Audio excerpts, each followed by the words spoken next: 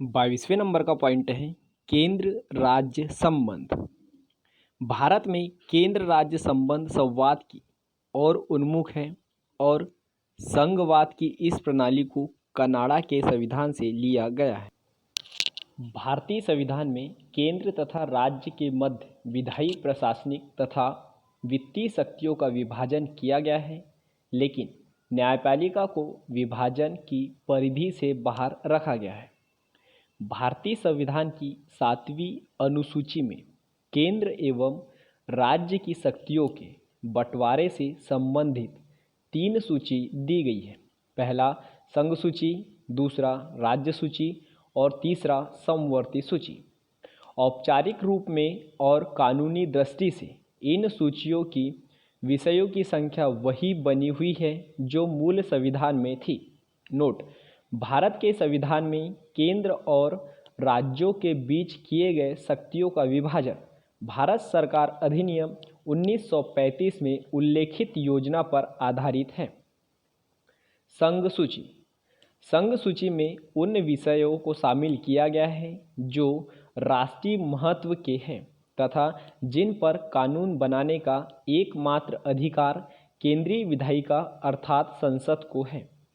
इस सूची में इस समय कुल 100 विषय हैं, मूलतः 97, जिनमें प्रमुख हैं रक्षा, विदेशी मामले, युद्ध, अंतर्राष्ट्रीय संधि, अणुशक्ति, सीमा शुल्क, जनगणना, विदेशी ऋण, डाक एवं तार, प्रसारण, टेलीफोन, विदेशी व्यापार, रेल तथा वायु एवं जल परिवहन आदि।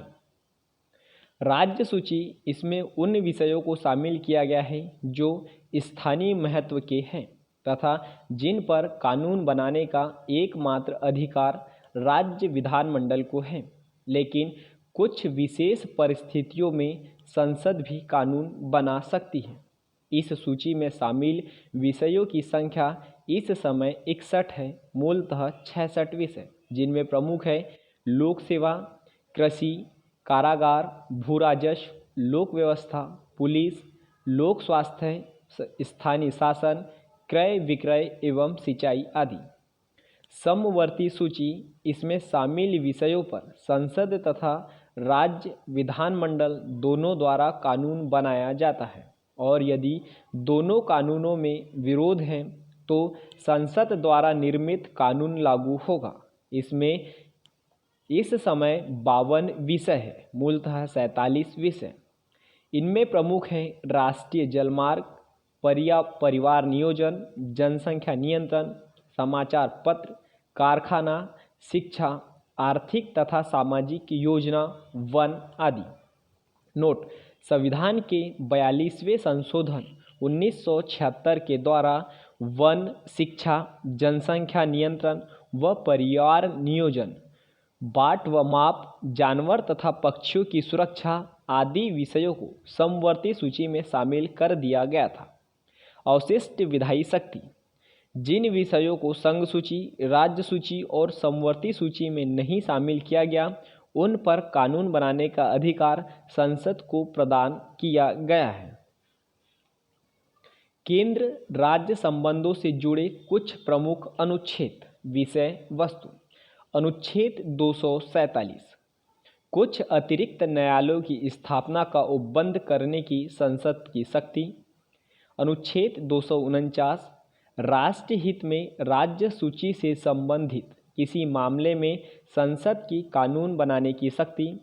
अनुच्छेद 250 राज्य सूची के किसी विषय पर आपातकाल की स्थिति में संसद की कानून बनाने की शक्ति।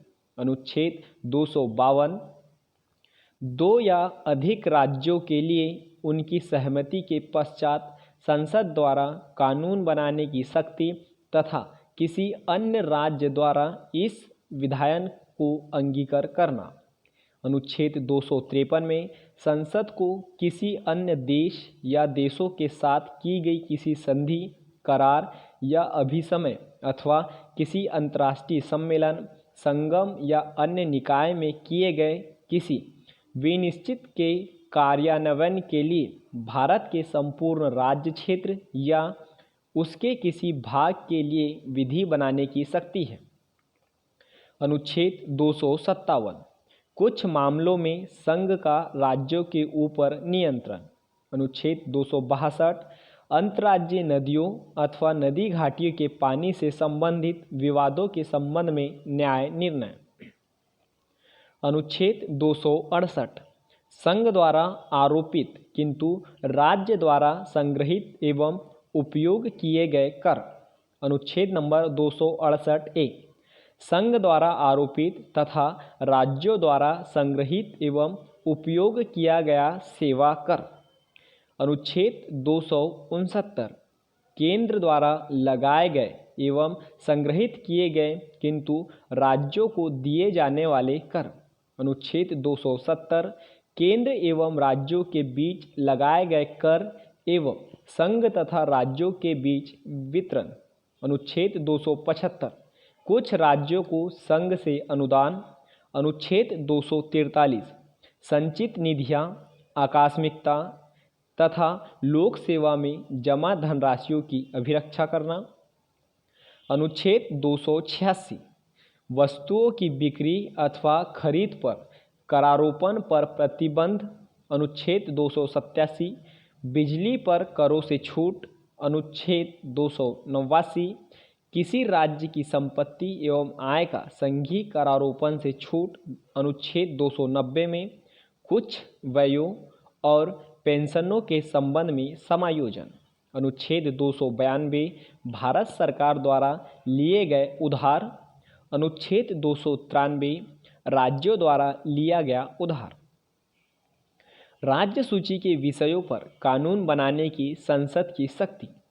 संविधान के अनुच्छेद 249 में यह प्रावधान किया गया है कि यदि राज्यसभा अपने उपस्थित तथा मतदान करने वाले सदस्यों के 2/3 बहुमत से यह पारित कर देगी राष्ट्रीय हित को ध्यान में रखकर संसद राज्य सूची के विषयों पर कानून बनाए तो संसद को राज्य सूची में वर्णित विषयों पर कानून बनाने की शक्ति प्राप्त हो जाती है। संसद द्वारा इस प्रकार बनाया गया कानून 1 वर्ष के लिए प्रवर्तनीय होता है, लेकिन राज्यसभा द्वारा पारित कर इसे बार बार कई वर्षों के लिए बढ़ाया जा सकता है। राष्ट्रीय आपात एवं राष्ट्रपति शासन के समय भी संसद को राज्य सूची पर कानून बनाने का अधिकार होता है। राज्यों के सहमति से भी संसद राज्य सूची पर कानून बना सकती है। अनुच्छेद 253 के अंतर्गत अंतर्राष्ट्रीय समझौता को प्रभावी बनाने हेतु संसद राज्य सूची के विषय पर कानून बना सकती है। संघ के प्रमुख राजस्व स्रोत हैं निगम कर, सीमा शुल्क, निर्यात शुल्क, कृषि भूमि को छोड़कर अन्य संपत्ति पर संपदा शुल्क, विदेशी ऋण, रेल, रिजर्व बैंक तथा शेयर बाजार। राज्य के प्रमुख राजस्व स्रोत हैं व्यक्ति कर, कृषि भूमि पर कर, संपदा शुल्क, भूमि एवं भवनों पर कर, पशु तथा नौकायान पर कर, विक्रय कर, वाहनों पर चुंगी। केंद्र व राज्यों के मध्य विवाद को सुलझाने के लिए मुख्यतः 4 आयोग गठित किए गए हैं जो इस प्रकार हैं। पहला प्रशासनिक सुधार आयोग, दूसरा राजमन्नार आयोग, तीसरा भगवान सहाय समिति एवं चौथा है सहकारिया आयोग। सहकारिया आयोग 1983 ईस्वी में केंद्र सरकार ने उच्चतम न्यायालय के सेवानिवृत्त न्यायाधीश R.S. सरकारिया की अध्यक्ष में केंद्र राज्य संबंधों पर एक 3 सदस्यीय आयोग का गठन किया। V. शिवरामन और M.R. सेन आयोग के 2 अन्य सदस्य थे। आयोग से कहा गया कि वह केंद्र और राज्य सरकार के बीच सभी व्यवस्थाओं व कार्य पद्धतियों का परीक्षण करें और इस संबंध में उचित परिवर्तन व प्रामाणिक सिफारिश प्रदान करें।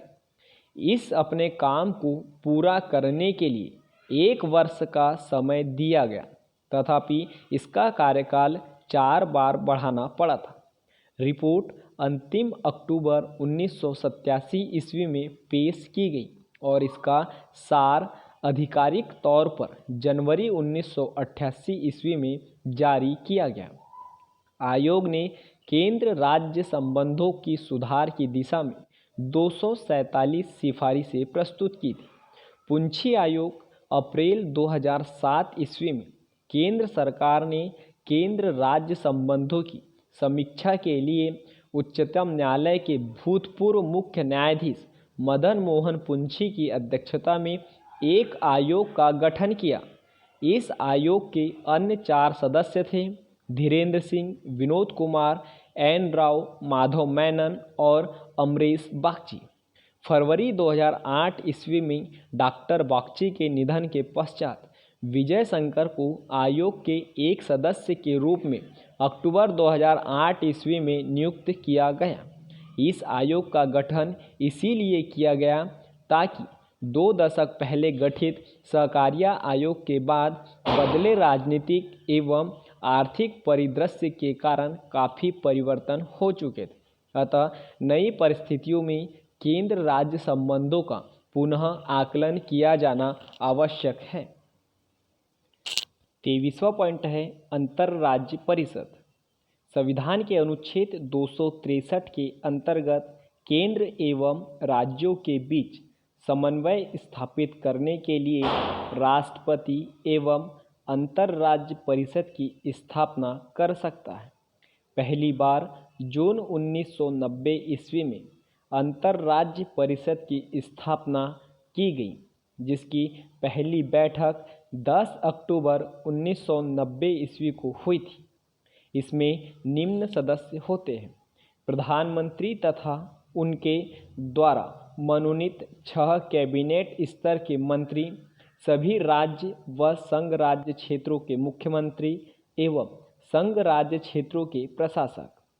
अंतर्राज्य परिषद की बैठक वर्ष में 3 बार की जाएगी, जिसकी अध्यक्षता प्रधानमंत्री या उनकी अनुपस्थिति में प्रधानमंत्री द्वारा नियुक्त कैबिनेट स्तर का मंत्री करता है। परिषद की बैठक के लिए आवश्यक है कि कम से कम 10 सदस्य अवश्य उपस्थित हो। 24वां पॉइंट है नीति आयोग। प्रधानमंत्री नरेंद्र मोदी ने 15 अगस्त 2014 को लाल किले की प्राचीर से राष्ट्र के नाम अपने संबोधन में योजना आयोग के स्थान पर एक नई संस्था लाने की घोषणा की। 1 जनवरी 2015 को मंत्रिमंडल के एक प्रस्ताव के तहत एक नई संस्था, जिसे राष्ट्रीय भारत परिवर्तन संस्थान नीति कहा गया, अस्तित्व में आई। आमतौर पर इसे नीति आयोग के नाम से जाना जा रहा है। प्रधानमंत्री की अध्यक्षता वाला यह आयोग सरकार के थिंक टैंक के रूप में कार्य करेगा। वह केंद्र सरकार के साथ साथ राज्य सरकार के लिए भी नीति निर्माण करने वाले संस्थान की भूमिका निभाएगा। केंद्र व राज्य सरकार को राष्ट्रीय व अंतर्राष्ट्रीय महत्व के महत्वपूर्ण मुद्दों पर यह राजनीतिक व तकनीकी सलाह देगा।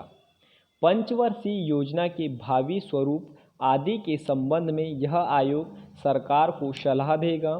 नीति आयोग का प्रथम अध्यक्ष अरविंद पनगड़िया थे। योजना आयोग 15 अगस्त 2014 ईस्वी को इसे समाप्त करने की घोषणा की गई। भारत में योजना आयोग के संबंध में कोई संवैधानिक प्रावधान नहीं था। 15 मार्च 1950 ईस्वी को केंद्रीय मंत्रिमंडल द्वारा पारित प्रस्ताव के द्वारा योजना आयोग की स्थापना की गई थी। योजना आयोग का अध्यक्ष प्रधानमंत्री होता था। प्रथम योजना आयोग के अध्यक्ष गुलजारी लाल नंदा थे। नीति आयोग की संरचना: अध्यक्ष नरेंद्र मोदी प्रधानमंत्री होता है। उपाध्यक्ष राजीव कुमार। पूर्णकालीन सदस्य वीके पॉल, पीके सारस्वत एवं प्रोफेसर रमेश चंद्र। पदेन सदस्य अमित शाह गृह मंत्री, निर्मला सीतारमन वित्त मंत्री, राजनाथ सिंह रक्षा मंत्री तथा नरेंद्र सिंह तोमर कृषि मंत्री। विशेष आमंत्रित नितिन गडकरी, पीयूष गोयल, थावरचंद गहलोत, राय इंद्रजीत सिंह।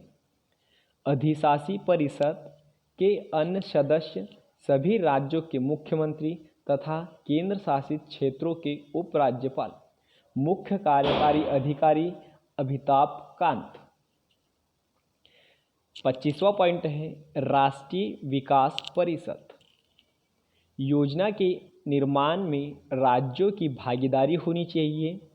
इस विचार को स्वीकार करते हुए सरकार के एक प्रस्ताव द्वारा 6 अगस्त 1952 ईस्वी को राष्ट्रीय विकास परिषद का गठन हुआ। अतः ये न तो संवैधानिक निकाय है और न ही संविधिक निकाय। प्रधानमंत्री परिषद का अध्यक्ष होता है। योजना आयोग का सचिव ही इसका सचिव होता है। भारतीय संघ के सभी राज्यों के मुख्यमंत्री एवं योजना आयोग के सभी सदस्य इसके पदेन सदस्य होते हैं। राष्ट्रीय विकास परिषद का मुख्य कार्य केंद्र व राज्य सरकार और योजना आयोग के बीच सेतु की तरह कार्य करना होता है। नोट के संथानम ने राष्ट्रीय विकास परिषद को सुबर कैबिनेट की संज्ञा दी थी। 26वां पॉइंट है वित्त आयोग। संविधान के अनुच्छेद 280 में वित्त आयोग के गठन का प्रावधान किया गया है। वित्त आयोग के गठन का अधिकार राष्ट्रपति को दिया गया था। वित्त आयोग में राष्ट्रपति द्वारा एक अध्यक्ष एवं 4 अन्य सदस्य नियुक्त किए जाते हैं। भारतीय संविधान के अनुच्छेद 281 के तहत राष्ट्रपति वित्त आयोग की सिफारिशों को संसद के प्रत्येक सदन के समक्ष रखता है। राज्य वित्त आयोग का गठन भारतीय संविधान के अनुच्छेद 243(1) के द्वारा किया जाता है। वित्त आयोग वित्तीय प्रशासन में पारदर्शिता सुनिश्चित करता है। अब तक गठित वित्त आयोग। वित्त आयोग पहला नियुक्ति कार्य 1951, अध्यक्ष के.सी. नियोगी और कार्यकाल 1952 से 1957 तक। दूसरा वित्त आयोग 1956 ईस्वी, अध्यक्ष के. संथानम, कार्यकाल 1957 से 1962 तक। तीसरा वित्त आयोग 1960 ईस्वी, अध्यक्ष ए.के. चंदा, अवधि 1962 से 1966 तक।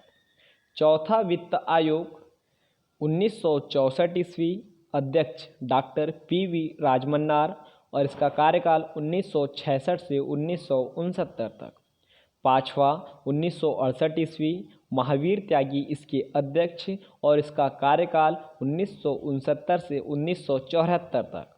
छठा वित्त आयोग 1972 ईस्वी, पी. ब्रह्मानंद रेड्डी इसके अध्यक्ष और कार्यकाल 1974 से 1979 तक।